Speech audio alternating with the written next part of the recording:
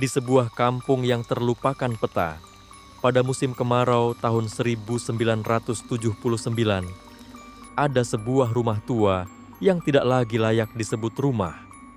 Rumah itu berdiri di ujung jalan setapak yang hanya dilalui angin dan bayang-bayang, di mana pepohonan jati menabung suara-suara malam dan tanah menelan sepatu-sepatu yang jarang lewat. Penduduk kampung menyebutnya rumah lantai kayu, bukan karena semua rumah di sana tak berjajar rapi, tetapi karena lantai itu memiliki nada sendiri ketika diinjak. Nada yang mengatakan sesuatu orang bukan berasal dari sini. Langit memerah pucat akibat matahari yang sengaja menunda tenggelamnya. Udara kering memberi aroma belalang gosong, dan kayu yang lama tidak direkam hujan. Suara seruling dari masjid kecil di bukit mengambang, mematah oleh bisu. Angin berhembus tipis, tapi ada kalimat dingin yang ikut terbawa. Jangan ke sana. Ada sesuatu pada rumah itu yang membuat penduduk kampung menutup pintu mereka lebih rapat pada malam hari. Bukan hanya karena cerita, bukan hanya karena daun-daun yang berkeresek. Ada alasan lain. Sesuatu yang tidak bisa dijelaskan dengan logika atau doa. Sesuatu yang menunggu orang yang pulang ke rumah sendirian. Malam ini, seorang pemuda akan kembali, dan rumah itu akan menyambutnya dengan cara yang tidak pernah ia bayangkan. Sebelum kita kembali ke tahun 1979, lakukan satu hal sederhana. Tekan like dan subscribe. Anggap saja sebagai tanda bahwa Anda siap mengikuti kisah kelam ini sampai akhir. Dan mari kita mulai ceritanya. Nama pemuda itu Raffi. Umurnya 23, bekerja sebagai kernet truk bahan bangunan di kota kecil tak jauh dari kampung. Ia pulang pada akhir pekan. Sebuah ritual sederhana, kemeja yang masih berbau bensin, celana yang mudah robek, dan dompet kecil berisi foto ibunya yang sering ia lihat saat hujan. Raffi bukan pahlawan. Ia hanya seorang anak kampung yang menaruh harap pada jalanan berdebu untuk membiayai hidup. Rumah orang tuanya berada di tepi sawah. Namun rumah tua itu yang akan jadi pusat cerita bukan rumah Raffi. Rumah itu milik seorang janda tua bernama Nyai Marni yang sudah lama ditemani oleh kucing kurus, dan beberapa pot paku air yang tergeletak di serambi Nyai Marni jarang keluar. Kabarnya, ia kehilangan anak laki-lakinya beberapa tahun lalu, dan sejak itu menutup rapat jendela-jendelanya pada malam hari. Suasana kampung hari itu hangat di siang, namun menjelang senja berubah jadi dingin. Angin yang sebelumnya membawa debu, kini membawa bau kayu bakar. Langit mulai menebalkan birunya. Raffi pulang dengan langkah yang sedikit terburu-buru karena ia berjanji menemui sahabatnya, Fajar, di warung kopi. Di jalan, ia lewat di depan rumah Nyai Marni. Pintu rumah itu sedikit ternganga, bukan karena angin, tetapi karena ada sesuatu yang baru. Bekas jejak langkah di serambi, seperti baru saja meninggalkan bekas basah di lantai kayu tua. Lantai kayu rumah Nyai Marni memiliki serat yang tampak seperti urat tua. Warnanya pudar, permukaannya sedikit cekung pada beberapa bagian. Bekas berat kaki yang bertahun-tahun lalu menjejak. Ada bau khas papan yang meninggalkan getahnya, agak manis, tetapi cepat berubah jadi pahit ketika terkena bau asap. Di sudut serambi, ada rak kecil berisi toples-toples berdebu. Entah apa isinya. Benda-benda kecil, koin, dan beberapa foto yang wajahnya telah luntur. Pintu depan rumah itu bukan hanya berderit. Ia bernyanyi pelan ketika dibuka. Nada-nada panjang yang mengingatkan pada orang yang menghela napas panjang. Raffi menoleh. Lampu minyak di luar warung Nyai Marni berkedip cetek. Sinarnya melingkari beberapa batang padi kering. Di kepala Raffi, ada percakapan pendek yang membuatnya mengangkat bahu. "Kenapa pintunya kebuka ya?" tanya Raffi pada dirinya sendiri. Suara ringan, setengah bercanda pada kucing yang melintas. Kucing itu hanya menatap dan melangkah pelan. "Ah, Pasti Nyai lupa mengunci, gumam Raffi. Dan ia melangkah lebih cepat, mencoba menutup pikiran terhadap rasa ganjil di perutnya. Namun, di antara suara langkahnya, terdengar bunyi lain, lalu lalang halus, seperti seseorang menggesekkan kain pada lantai. Raffi berhenti, menoleh ke arah suara sunyi. Raffi lanjut ke warung, minum kopi pahit, bercakap-cakap dengan Fajar tentang rencana kerja minggu depan. Pembicaraan mereka panjang, penuh senda, soal bos yang cerewet, soal janji pacaran, soal jumlah pelanggan di pasar. Namun di sela-sela obrolan, Raffi seperti ditarik memori, sosok anak kecil yang dahulu bermain di depan rumah Nyai Marni. Anak yang kemudian menghilang. Fajar menatap Raffi, serius tiba-tiba. Dengar Raffi, anak-anak dulu bilang kalau rumah Nyai itu ada yang aneh. Waktu kecil, aku pernah dengar suara nyanyian dari situ tengah malam. Tapi setelah mencari, nggak ada siapa-siapa. Raffi menelan, mencoba menertawakan ketakutannya sendiri. Ah, itu cuma legenda. Kampung kita penuh cerita. Tapi ketika Raffi pulang malam itu, hujan gerimis tipis mulai turun. Lampu-lampu kampung mulai satu persatu padam karena orang-orang menutup rumah. Jalan setapak yang Raffi lewati menjadi sempit oleh kabut. Di kejauhan, rumah Nyai Marni tampak seperti kotak yang nyaris runtuh. Namun ada bayangan yang bergerak di balik tirai. Angin membawa dingin yang menusuk bahu, meski gerimis masih lembut. Udara terasa berlemak, seolah partikel air menempel pada kulit. Cahaya lampu minyak memantul pada papan kayu dengan kilau oranye, membuat celah-celah debu terlihat seperti titik-titik emas yang jatuh pelan. Lampu-lampu jalan tak menyentuh bagian dalam rumah, kecuali oleh celah-celah tirai yang membiaskan siluet samar. Raffi, yang kebetulan lewat, memperlambat langkah. Ia memandangi lantai serambi, jejak-jejak yang dulu sempat dilihatnya dari siang kini tampak lebih jelas. Satu set jejak kecil, seperti anak kecil, dan satu set jejak yang lebih besar, seperti orang dewasa. Namun ada yang aneh, jejak yang besar itu tidak mengikuti pola biasa. Bentuk telapak menekuk sedikit ke dalam, seolah ada sesuatu yang tidak mau menapaki tanah dengan normal. Malam makin larut, jam di rumah Raffi berdetik lambat, bunyinya seperti langkah kaki. Ketika Raffi sampai di dekat rumah Nyai Marni lagi, ia bilang pada dirinya hanya ingin memastikan semuanya baik-baik saja. Udara berubah gerimis hilang, digantikan oleh kabut yang bertambah tebal, menutup lampu-lampu seperti selimut. Suara katak menjadi samar, dan di tempat itu ada aroma lain. Bau bedak bayi bercampur aroma kemenyan tua, sesuatu yang tidak cocok bersamaan. Raffi merasakan kulitnya merinding di punggung. Ia mengerahkan tangan, menyesuaikan kemejanya. Di balik tirai serambi, ada gerakan. Awalnya ia berpikir itu hanya bayangan pohon yang tertiup angin, namun gerakannya agak teratur, seperti seseorang berjalan dari kiri ke kanan. Dengan hati-hati, Raffi mendekat. Ia menyentuh kenop pintu. Dingin, seperti besi yang baru dilelepkan dalam air. Pintu tidak terkunci. Ia mendorongnya perlahan.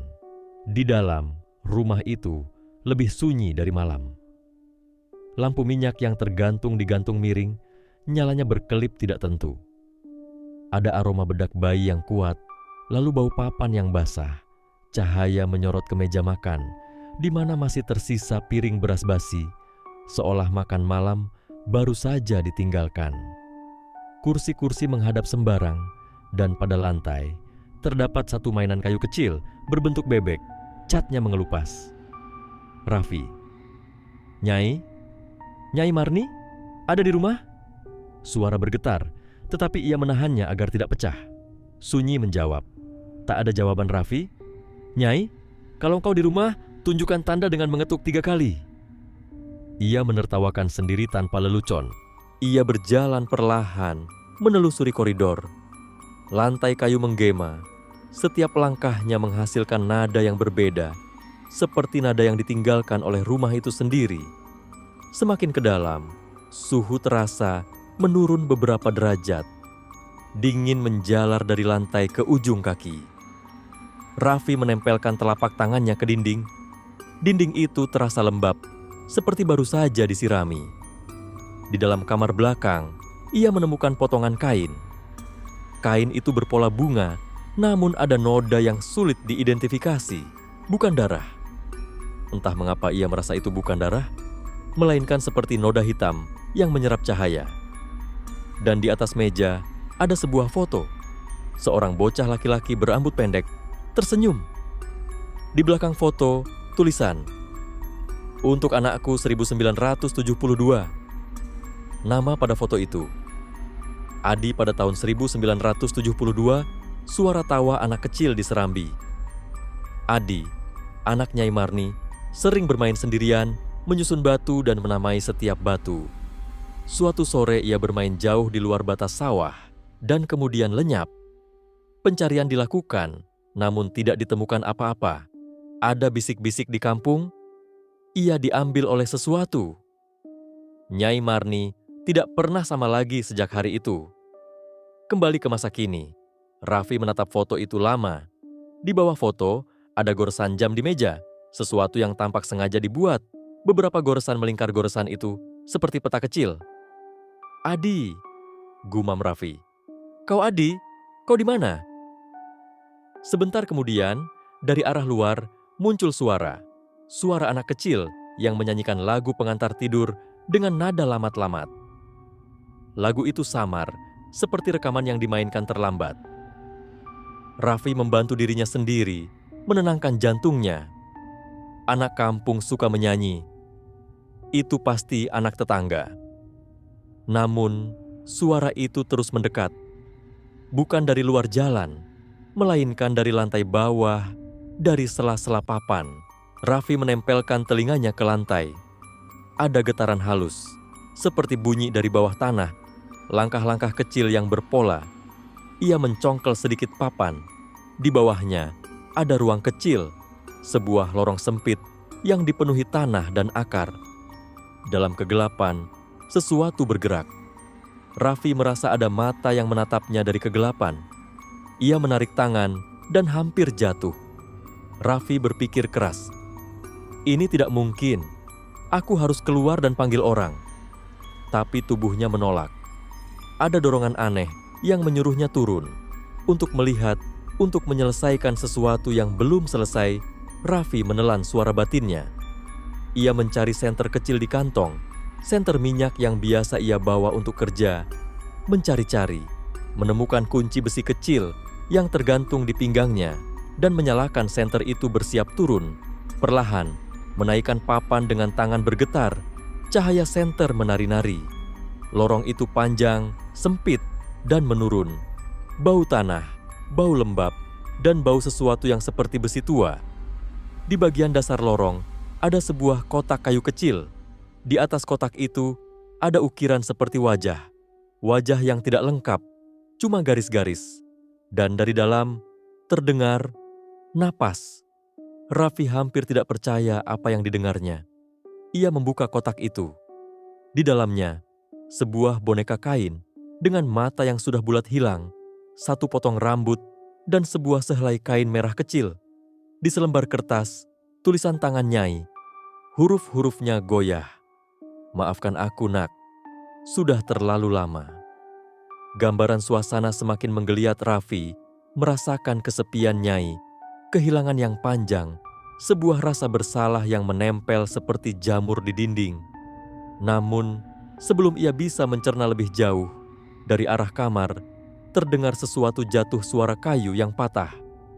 Mendengar suara patah kayu, jantung Raffi melonjak. Ia menutup kotak, menempelkan papan kembali, dan berbalik. Di ruang tamu, lampu minyak berkedip semakin hebat, seolah ada banyak orang yang lewat dan menghirup lampu itu. Di sudut, bayangan panjang seperti manusia merunduk. Bukan tamu, lebih seperti sesuatu yang menempel pada dinding. Raffi memanggil nama Nyai Marni lagi. Suaranya kini hampir tidak terdengar, lebih seperti gema. Tiba-tiba, suara dari langit-langit, suara seperti benda kecil yang digesek-gesekkan di papan, naik turun, ritmis. Raffi menoleh ke atas. Pembatas langit-langit terlihat seperti menyembul. Bekas kuku-kuku kecil memecah gipsum. Di antara bekas itu ada celah, dan sesuatu hitam tampak seperti mata memandang ke bawah. Udara di rumah itu kini terasa seolah berdiri di antara dua dunia. Suhu turun lagi, embun dingin menempel di kulit, dan aroma bedak bayi berganti menjadi aroma tanah yang baru digali. Lampu minyak menyorot partikel-partikel debu sehingga tampak seperti ribuan lalat kecil. Saat Raffi bernapas, ia dapat merasakan tekstur rasa. Ada logam samar di udara, seperti perasaan ketika piring pecah dan mengeluarkan suara tipis. Raffi mundur beberapa langkah, lalu terdengar suara tawa. Bukan tawa manusia biasa, melainkan tawa yang dimiliki oleh sesuatu yang sudah lama tidak belajar bagaimana berhenti. Tawa itu datang dari koridor, berputar-putar, bergema, memantul dari lantai ke dinding ke langit-langit, membuat kepala Raffi berputar-putar. Raffi, "Siapa di sana? Berhenti main-main." Suara menjawab dengan bisik, "Kau pulang, nak." Suara itu seperti nyaring dari mulut orang tua, tapi lembut seperti kain. Raffi tidak bisa mengidentifikasi siapa yang bicara. Namun kata-kata itu mengandung campuran nama, ritme ibu, sama seperti nyanyian pengantar tidur. Raffi memegang kancing jaketnya erat-erat, merasa seolah ada tangan tak kasat menepuk pundaknya. Lampu minyak tiba-tiba padam seketika, menyisakan kegelapan total beberapa detik. Ketika mata Raffi mulai menyesuaikan, ada benda di lantai, jejak-jejak kecil yang mengarah ke bawah rumah. Jejak itu tidak sekadar jejak, ada bekas menyeret, sesuatu ditarik oleh sesuatu yang lemah, namun tak mau meninggalkan jejak. Rapih Raffi mengikuti jejak itu, menuruni anak tangga ke ruang bawah yang lebih gelap. Anak tangga berderit seperti senyum yang membuka. Setiap anak tangga terasa seperti jari gigi yang ingin menggigit kaki yang salah. Di ujung tangga, sebuah papan terbuka menghadap ke sebuah ruang bawah tanah mini yang dipenuhi benda-benda kecil. Baki-baki roti, panci, kain-kain tua, dan banyak tulisan pada dinding yang tampak dibuat oleh seseorang yang menulis berulang-ulang dengan ujung sendok atau kuku. Tulisannya sebagian pudar, sebagian masih jelas. "Jangan ambil anakku." Tulisan lain, "Kembalikan." Dan di salah satu sudut ada gambar kapak, wajah tanpa mata, dan sebuah jam yang berhenti pada pukul 3:17. Di ruang itu ada juga cawan-cawan kecil dengan sisa-sisa abu seperti sisa ritual. Di antara abu itu ada potongan kecil rambut, mirip dengan yang ditemukan di kotak sebelumnya. Raffi merasakan sesuatu yang dingin menyentuh kakinya, seperti kabut menempel pada kulit. Ia mengangkat senter, menyorot sekeliling. Dari bayangan, muncullah sosok kecil. Bayangan yang berdiri di belakang rak. Sosok itu mengangkat tangannya perlahan. Bukan tangan manusia biasa. Jari-jari itu panjang, ujungnya cakar. Wajahnya samar, namun saat senter menyapu, ia seperti berubah-ubah antara wajah bocah dan wajah tua yang menua matanya. Jika itu mata, berwarna pekat seperti cat yang mengkilap. Sosok itu menunduk, ia menyeringai, dan mulutnya tanpa bibir membuka sedikit. Dari mulut itu keluar suara kecil yang sudah menjadi mantra sejak lama. Raffi hampir pingsan. Dia ingin lari, namun kakinya seolah tertambat. Sosok itu bergerak mendekat, namun bukan bergerak seperti manusia, lebih seperti mempermainkan ruang, muncul, menghilang, muncul lagi di posisi yang lebih dekat. Ia menatap Raffi dengan penuh harap tetapi juga kebencian. Ada kesan sedih yang dalam di balik matanya, seperti anak yang kehilangan sesuatu yang dulu ia miliki. Sosok itu mengeluarkan suara yang aneh, setengah bernyanyi. "Mana anakku?" Ucapannya patah, seperti orang yang mencoba mengumpulkan bunyi-bunyi dari potongan memori. Raffi mendengar nama Adi. disebut seperti panggilan terakhir. Napas Raffi pendek. Ia berusaha mengingat sesuatu. Kisah tentang anak yang hilang, tentang ibu yang menunggu. Semua memukulnya seperti gelombang.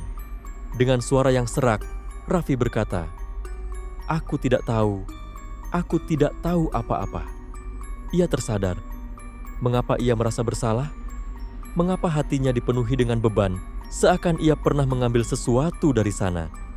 Sosok itu meraih ke arah Raffi. Jari-jari dingin menyentuh pergelangan tangannya. Sentuhan itu seperti kilat. Di kepala Raffi, hal-hal menumpuk.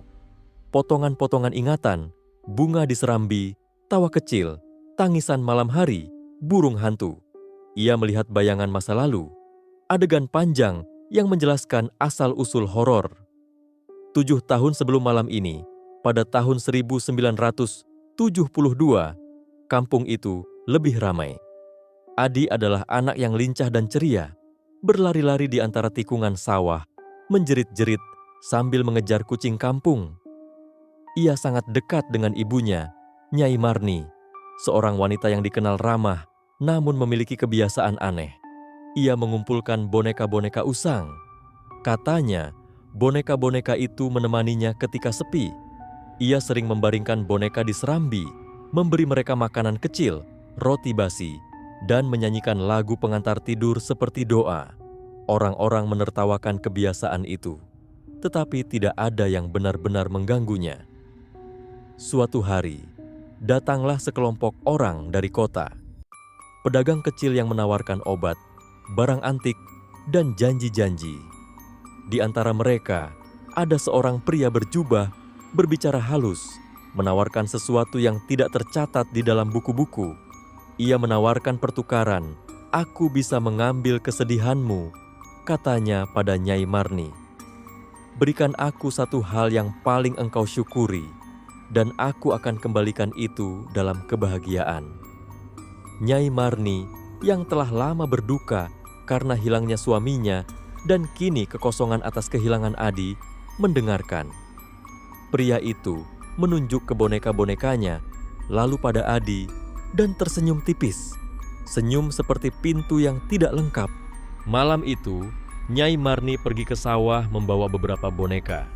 Ia menyingkap kain-kain, menyusun boneka, dan memulai sebuah ritual yang ia pelajari dari seorang tetua kampung yang kini sudah lama meninggal.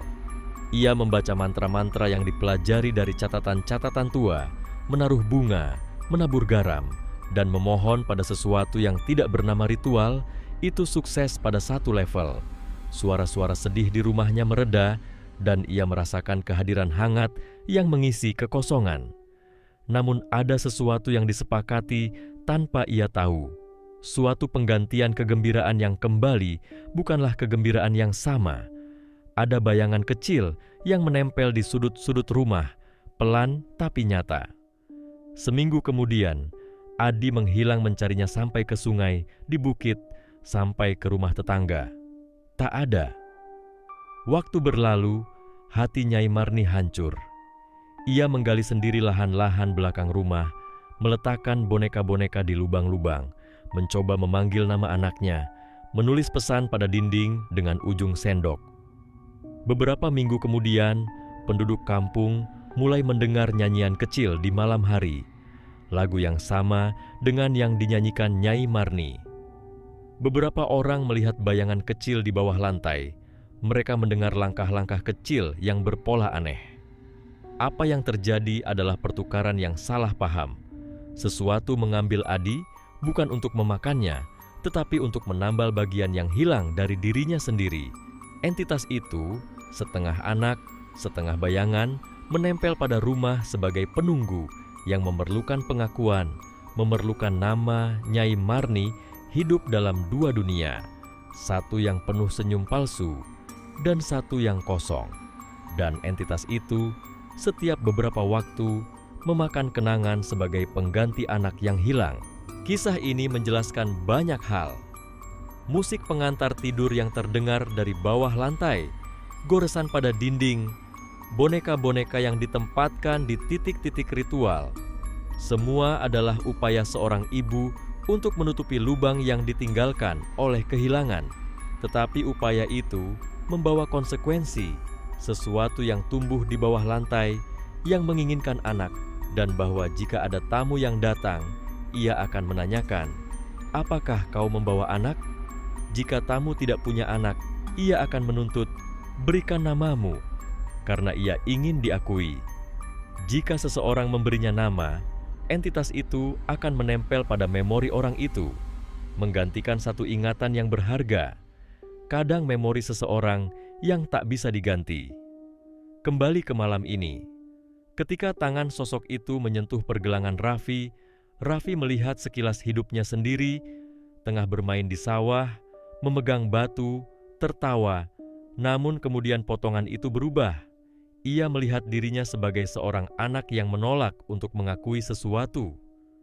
Ia melihat adegan samar, sebuah perangkap kecil, sebuah batu besar yang terguling, suara tangisan bocah, sebuah memori yang bukan miliknya, namun terasa seperti miliknya.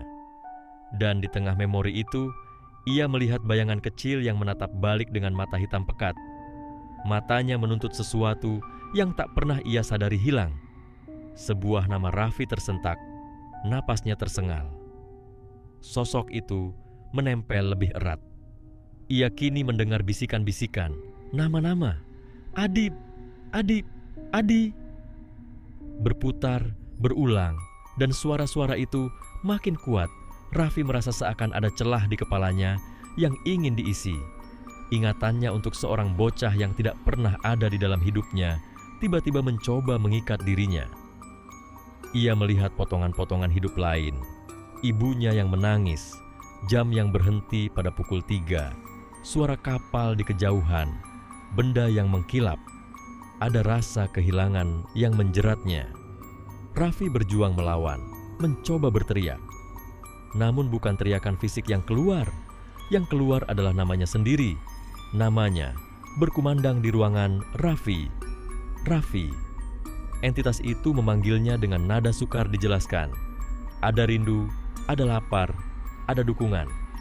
Raffi mencoba menolak, memegang kepala, menutup telinga, ia menutup mata. Di kegelapan, ada cahaya samar, kilau seperti apa yang memantul dari air tergenang. Di sana, ia melihat sosok Nyai Marni, berdiri di ambang pintu, wajahnya pucat, matanya kosong, tetapi mulutnya bergerak nyai. "Adikku, adikku." Suaranya memecah seperti kaca. Ia menatap Raffi penuh harap. "Tolong, ambil namanya. Beri dia nama. Biar ia tak lagi mencari." Raffi terkejut. Ia menatap Nyai Marni, seolah perempuan itu menyiratkan pengetahuan yang lebih dalam. "Apa yang kau lakukan pada anakmu?" tanya Raffi. Suaranya nyaris patah. Nyai Marni menunduk. Tangannya membentuk 2 telapak memohon. Nyai Marni bercerita. Cerita panjang tentang kerisauan, tentang pengorbanan, tentang seorang ibu yang bernegosiasi dengan bayangan. Ia mengaku, "Aku salah. Aku berpikir aku bisa menukar kehilanganku dengan doa. Aku tidak sadar apa yang kuberikan." Suaranya pecah, namun penuh kejujuran, lantunan kata-katanya menyayat. Raffi mendengar bagaimana malam-malam bertahun-tahun telah mengikisnya. Sementara itu, entitas di bawah lantai mengangkat kepala ia seperti terbangun dari tidur panjang. Getaran di rumah intens, papan-papan bergetar, piring-piring berdenting, dan suara-suara menyatu menjadi simfoni keganjilan. Entitas meminta sesuatu yang tak masuk akal. Nama, ingatan, berikan aku alasan untuk bertahan. Raffi menghadapi pilihan. Tidak memberi nama, mungkin entitas tetap lapar dan mengikis bagian dari kampung lain, atau memberi nama, menukar sebuah memori penting miliknya untuk memuaskan entitas itu, dan dengan damai entitas akan pergi, meninggalkan Nyai Marni sendiri lagi. Di tengah ketegangan, Raffi mendadak ingat sesuatu yang selama ini ia telan. Waktu kecil, ada hari hujan ketika ia dan teman-temannya bermain di gubuk dekat rumah Nyai Marni. Mereka menemukan sebuah kotak. Mereka iseng membuka. Di dalamnya ada boneka, rambut, dan sebuah kain merah. Mereka menertawakan dan membawa kotak itu, kemudian meninggalkannya di bawah pohon. Pada malam itu juga, Adi benar-benar menghilang. Raffi menyadari dengan dingin di tulang, ia dan teman-temannya pernah bermain dengan barang-barang itu. Mungkin tanpa sadar, tindakan kecil mereka, mengambil, memindahkan, menaruh barang, telah memicu reaksi. Mereka bukan penculik, tetapi mereka ikut mengacau Raffi, merasakan begitu banyak rasa bersalah menumpuk. Ia melihat wajah teman masa kecilnya muncul sebagai potongan kilasan. Fajar, Seno, mereka berebut boneka, tertawa. Tapi ada sesuatu di antara mereka, sebuah bisik halus yang mengajak mereka untuk menaruh boneka itu di sebuah jurang kecil. Mereka melakukan permainan anak-anak, tidak paham bahwa perbuatan kecil itu mengubah nasib seorang bocah. Raffi menunduk, mengetahui bahwa selama ini ia hidup dengan bagian dari dosa itu tanpa sadar. Ia kini diberi kesempatan untuk menebus, namun harga tebusan sangat personal. Entitas menginginkan satu memori paling berharga Raffi, memori tentang ibunya, memori yang membuatnya tetap bertahan di jalan yang keras. Jika ia memberi memori itu, entitas akan berhenti menggigit Nyai Marni dan mungkin melepaskan Adi, atau setidaknya berhenti mencari. Jika ia menolak, entitas akan mencari pengganti lain, mungkin seseorang yang lebih lemah, mungkin seorang anak. Raffi menggigil. Ia memejamkan mata, teringat foto kecil ibunya di dompet, senyum lembut, tangan yang selalu siap menambal baju. Ia meyakini satu hal, hidupnya dibentuk oleh memori itu. Tanpa itu, ia mungkin akan jadi orang lain. Namun tatkala ia menatap Nyai Marni yang memohon, ia mendengar lagi suara entitas. "Berikan aku nama anakmu, panggil dia Adi, biarkan aku tenang." Tidak ada janji bahwa Adi akan kembali secara fisik.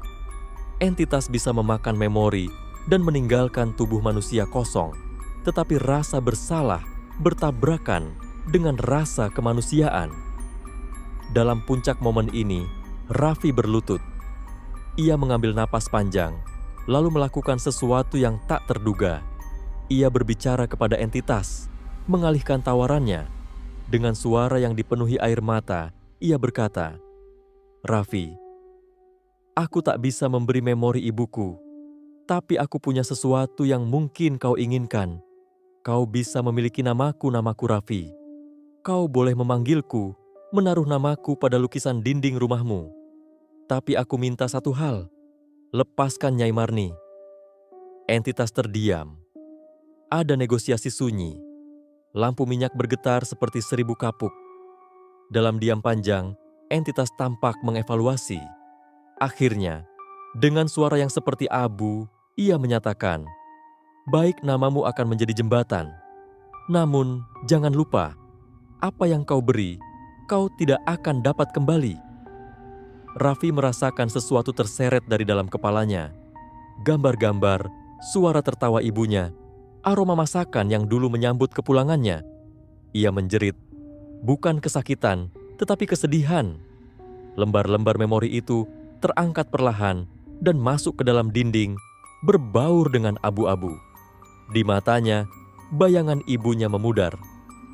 Nyai Marni memegang tangan Raffi, menatapnya seperti melihat seorang anak yang rela berdiri di depan badai untuk menolong orang lain. Sebuah bisikan, "Adikku." Entitas mengulang nama itu dan kemudian perlahan menghilang, seperti asap yang terseret ke dalam celah papan. Suasana menjadi hening yang berat, lalu napas orang-orang di ruangan terdengar keras, seperti kembali hidup lampu minyak menyala kembali, namun cahayanya berbeda, lebih hangat, seperti saat fajar. Nyai Marni jatuh terduduk. Air matanya mengalir, bukan karena kehilangan lagi, melainkan karena lega. Ia memandang ke lantai, dan di sana ada bayangan kecil yang melintas sebentar, seperti bocah kecil yang melambaikan tangan. Tidak ada kepastian apakah itu Adi atau hanya bayangan, tetapi ada perasaan damai entitas pergi. Atau setidaknya, entitas berhenti menuntut. Pagi datang. Hujan menekan bumi seperti doa yang ditepuk-tepuk. Kampung menghela napasnya. Nyai Marni duduk di serambi, memandangi sawah yang berkilau rafi berdiri di hadapannya, lututnya masih gemetar. Ia memegang dompetnya, foto ibunya kini pudar, garis senyum memudar, namun foto itu tetap ada. Sekarang seperti kenangan yang lebih luas. Ia merasa lebih ringan sekaligus kosong. Beberapa minggu kemudian, penduduk kampung menemukan sesuatu yang aneh. Di pinggir jalan, ada anak kecil yang terlantar. Bocah itu menggenggam boneka usang yang pernah hilang dari rumah Nyai Marni bertahun-tahun lalu. Bocah itu menatap orang-orang dengan mata yang memancarkan kebingungan, tanpa nama, tanpa ingatan. Mereka membawa bocah itu ke rumah Nyai Marni, dan di sana, tanpa terang-terangan, ada pengakuan yang tak diungkap. Adi atau bukan Adi, suatu bagian dari masa lalu telah kembali ke dunia nyata, namun berubah. Bocah itu tidak mengenal siapapun, namun ketika Nyai Marni mengangkatnya, ia tersenyum sedih dan memanggilnya Adi. Tidak ada yang pernah tahu pasti apakah bocah itu benar Adi atau manifestasi lain, tetapi rumah itu menjadi tempat di mana suara kecil lagi terdengar. Kali ini serangkaian tawa yang lebih hangat. Ada harga untuk semua yang kita lakukan, bahkan tindakan kecil sekalipun.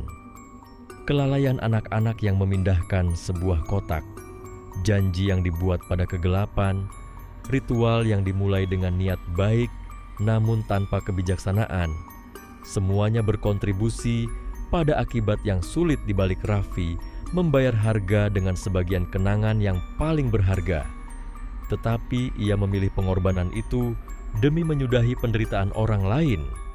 Di sini, moral bukanlah memaksa kalian melakukan hal yang sama, melainkan mengingatkan perbuatan kecil kita bisa melukai atau menolong orang lain, dan ada saat-saat ketika keberanian berarti memilih sesuatu yang menyakitkan demi penyembuhan orang lain.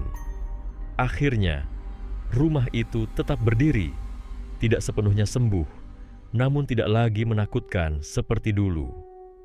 Orang-orang lewat dengan hormat.